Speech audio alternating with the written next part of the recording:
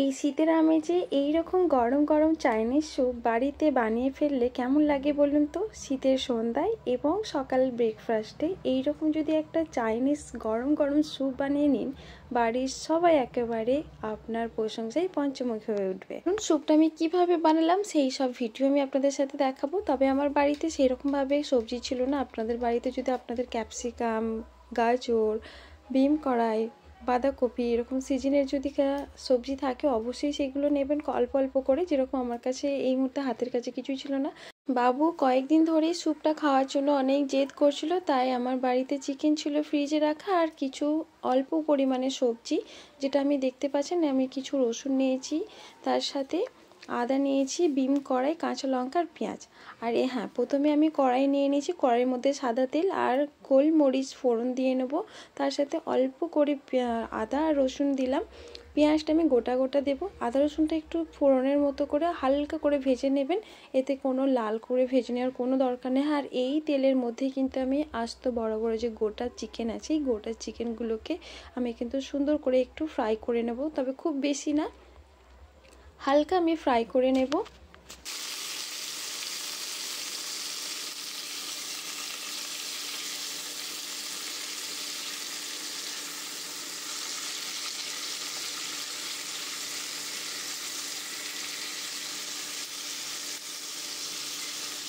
খুব বেশি ফ্রাই করার কোনো দরকার নেই, অল্প পরিমাণে এপিট ওপিট করে ফ্রাই করে নিলেই হবে।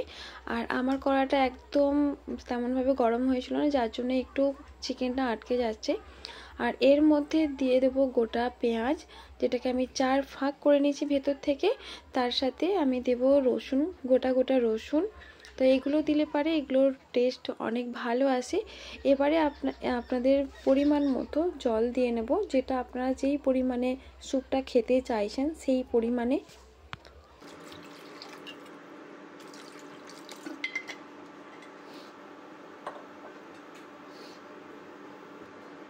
এই স্যুপটা আমি বানিয়েছিলাম সন্ধ্যাবেলা, সন্ধ্যের সময় বাড়িতে তেমনভাবে কেউ ছিল না, তাই আমি অল্প পরিমাণে পানি দিয়েছিলাম।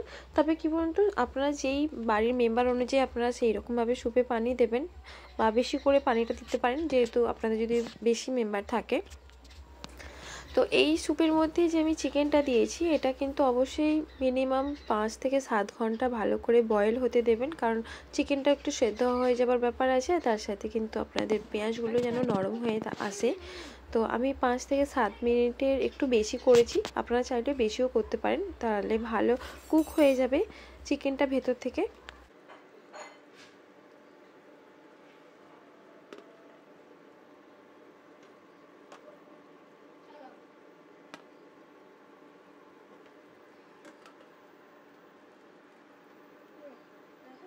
ভালো করে কুক হয়ে যাওয়ার পর একটা একটা করে পিস আমি চিকেনের পিসগুলোকে আমি প্লেটের মধ্যে উঠিয়ে নিলাম, দেখতে পেলেন বন্ধুরা।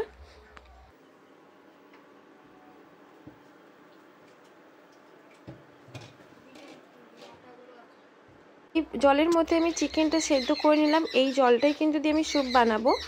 আর আপনাদের কাছে আরেকটা কথা আমি বলতে ভুলে গেছি, এই স্যুপের জলের মধ্যে কিন্তু অবশ্যই নুনটা দিতে একদমই ভুলবেন না।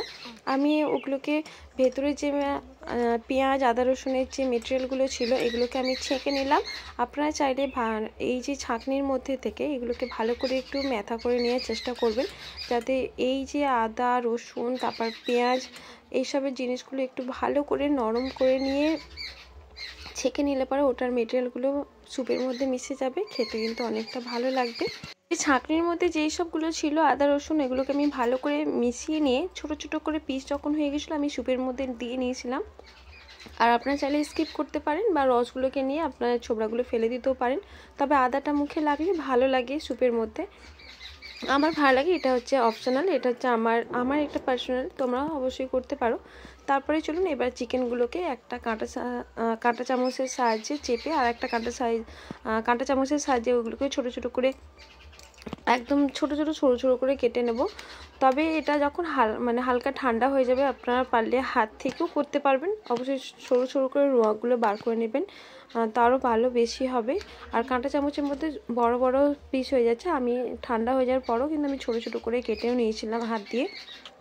এখন যেহেতু অনেকটা বেশ গরম আছে তাই কাঁটা চামচের সাহায্যে করছি, তবে হাত থেকে করলে একটু বেটার ভালো সরু সরু হয়। হ্যাঁ বন্ধুরা, তোমাদের আরও একটা কথা মনে করে দিই, যেটা আমি 5 থেকে 7 মিনিটে এটা বয়েল করেছি, আপনাদের আগেও বললাম।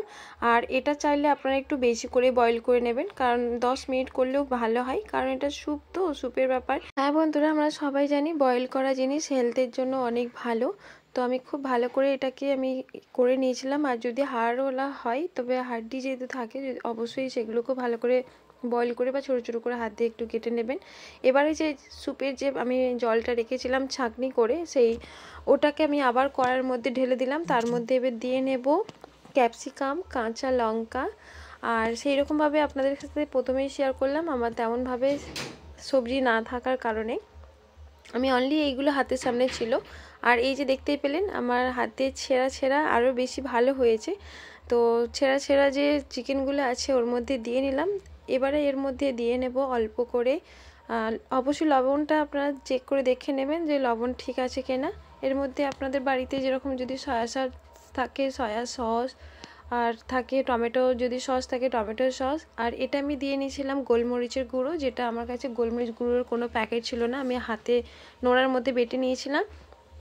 আর এর মধ্যে আমি দিয়ে নেবো একটা গোটা ডিম। গোটা ডিম দেওয়ার সাথে সাথেই ভালো করে কিন্তু ফাটিয়ে নিতে হবে, যাতে টুকরো টুকরো হয়ে যায়, ডিমটা সবার মধ্যে মিশে যায়।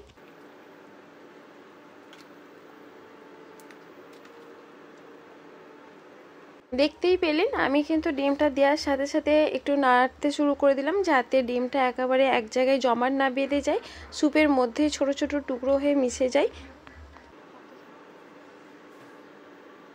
এরপরে দেব বাটির মধ্যে গুলে রাখা কর্নফ্লাওয়ার, একদম 2 চামচ নেবেন, আর অল্প করে জল নেবেন, সেটা দিয়ে নেবেন। একটু গাঢ় টাচাপের আসবে, সেই জন্য খেতেও ভালো লাগবে।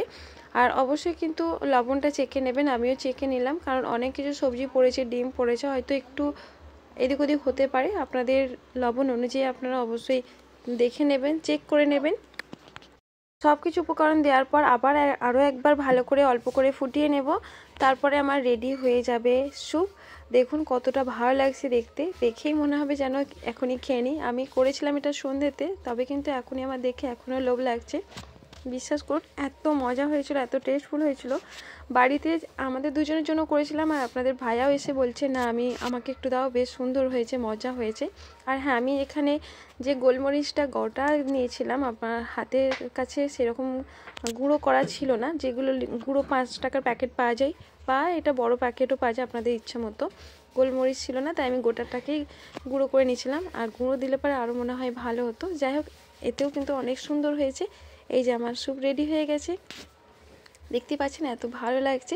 তবে এর মধ্যে যদি গাজর, আরও লঙ্কা, ধনিয়া পাতা পড়তো আরও খেতে ভালো হতো, কিন্তু আমার কাছে এত সবজি না। বাড়িতে যেরকম যা সবজি থাকে সব রকম সবজি দিয়ে করতে পারবেন। আমার এই স্যুপ রান্নাটা আপনাদের কেমন লাগলো অবশ্যই একটি কমেন্ট করতে একদমই ভুলবেন না। সবাই ভালো থাকবেন।